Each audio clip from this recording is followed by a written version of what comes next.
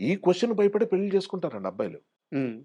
"ఏరా అంతేనా మరి పరిస్థితి ఏం లేదా?" ఇలా మాట్లాడేవాళ్ళుంటారు. ఫ్రెండ్స్ గాని, రిలేటివ్స్‌లో గాని రకరకాలుగా. అంటే ఫిజికల్ ఇనబిలిటీ ఏదో ఉంది అని ఒక లోకుగా చేసి మాట్లాడడం, వాడి మీద జోకులేయటం, కర్మగాలి అలాంటి సొసైటీలో ఉంటున్నాం మనం.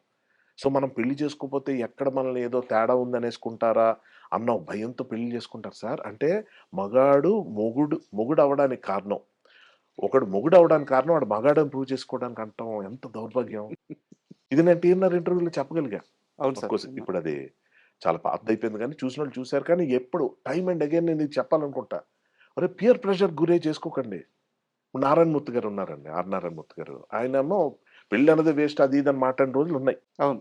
టప్పని ఆయన ఒక రోజొచ్చి లేదు లేదు తోడుండాలి. నేను 2 పక్షులు సాయంత్రం అయితే గూటికి చేరుకుంటే చూసాను. మనం పెళ్లి చేసుకోవాలి కదా! అవి పెళ్లి చేసుకోలేదు సార్.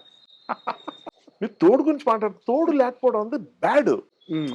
నేనిప్పుడు పెళ్ళికి వ్యతిరేకంగా నేను ఎవరికీ ఏ సలహా ఇవ్వననుకోండి అది వేరే విషయం. పెళ్లి చేసుకోకపోతే ఎంత బావుంటదో చెప్పే ప్రాసెస్‌లో నేను తోడుండాలని ప్రతిసారి చెప్తుంటా. యాక్చువల్‌గా మీరు చాలా ఇంటర్వ్యూలో పెళ్ళంటే ఇష్టం కూడా అని జెప్పారు. చెప్పాను.